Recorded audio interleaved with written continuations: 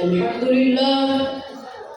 لله الذي يغفر الذنوب ويقبل التوبة، والصلاة والسلام على سيدنا محمد النبي الأمي التواب الأواب الحفيظ وعلى آله الطيبين الطاهرين.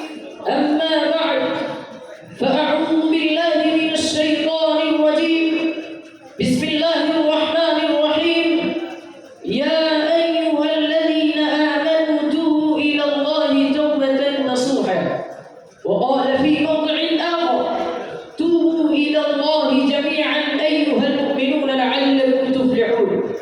حضرة رئيس الاحتفال المحترم وسادة الأجلاء وأساتذة الأعزاء، إني أريد أن ألقي بين أيديكم خطبة عربية يسيرة سهلة حول موضوع التوبة في هذا المجلس المبارك، فأرجو من الحاضرين المستمعين جميعا أن يلتفتوا إلي وشجعوني على عمل هذا.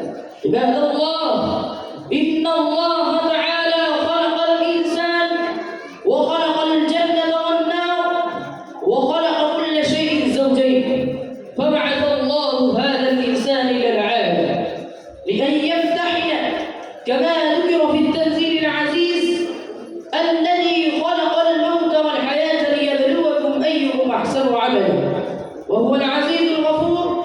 فقد أمر ببعض الأمور للقيام بها ونهى عن بعضها للاحتراز عنها. إنه أمر بالصلاة والزكاة والحج والصيام وما إلى ذلك من شتى أمور، ونهى عن الكفر بالله والشرك وعقوق الوالدين وشرب الخمر والميسر والزنا والكذب والغيبة والسخرية والبهتان والنميمة وغير ذلك من الأمور الأخرى. أيها العباد، عندما يتمثل الإنسان بهذه الأمور الإلهية ويقوم بواجباته ويؤدي وظيفته، فيصر الرحمن ويدخله في فصيح جناته.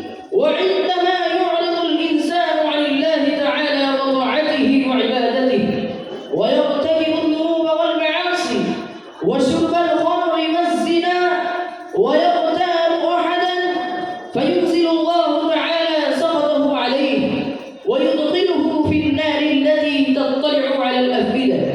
فيا أيها المسلمون، قد آمنا بالله وبالأنبياء والملائكة والكتب المنزلة والقدر خيره وشره، فيلائم لنا ألا نقترف الذنوب والمآثم، وألا نميل الطرف إلى الشرك والكفر والوثنية والفسق والزنا وشرب الخمر. أيها الإخوان، يجب علينا أن نتوب من هذه الذنوب المرضية والمعاصي الهالكة الحالكة، لأن الله تعالى يقول في كتابه الباقي القرآن الكريم بصيغة الأمر: توبوا إلى الله توبة نصوحا. وقال في موطن آخر: يا أيها الذين آمنوا توبوا إلى الله توبة نصوحا.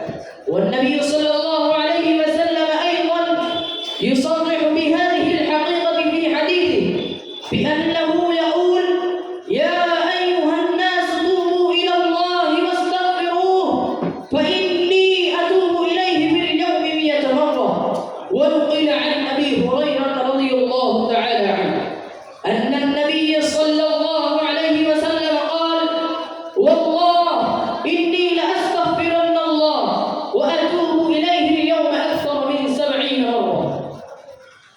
أيها العباد، إن النبي صلى الله عليه وسلم يتوب كل يوم أكثر من 70 مرة، مع أنه غفر له ما تقدم من ذنبه وما تأخر. فما بال هؤلاء الرجال الذين يذنبون كل يوم وليلة أكثر من 70 مرة؟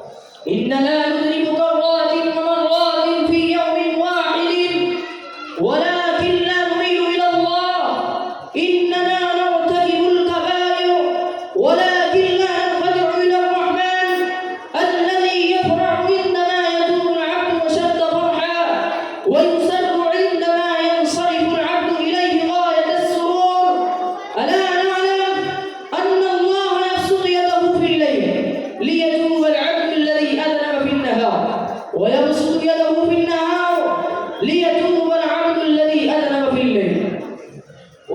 وهذا حديث النبي الأعظم صلى الله عليه وسلم الذي نقله الإمام مسلم الشيباني رحمه الله في كتابه عن أبي موسى الأشعري رضي الله تعالى عنه أن النبي الأمي صلى الله عليه وسلم قال: إن الله يبسط يده بالليل ليتوب مسيء النهار، ويبسط يده بالنهار ليتوب مسيء الليل حتى تطلع الشمس من مغربها.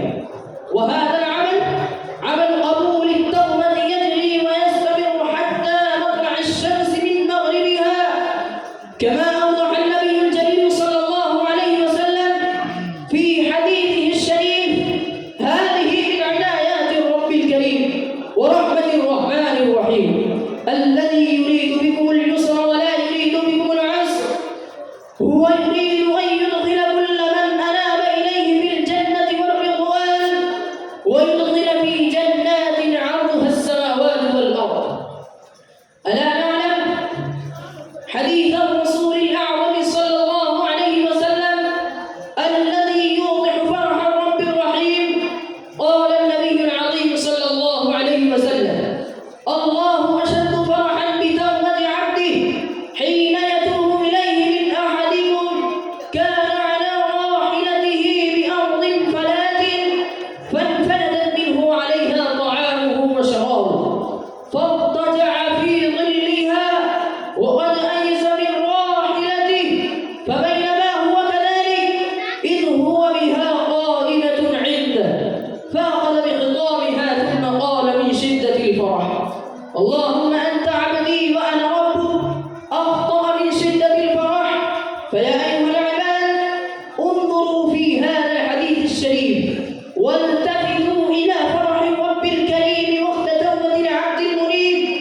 توجهوا إلى الله، سارعوا إلى التوبة، سارعوا إلى الرحمن الرحيم الذي يقول في القرآن المجيد: قل يا عبادي الذين أسرفوا على أنفسهم لا تقنطوا من رحمة الله إن الله يغفر الذنوب جميعا إنه هو الغفور الرحيم.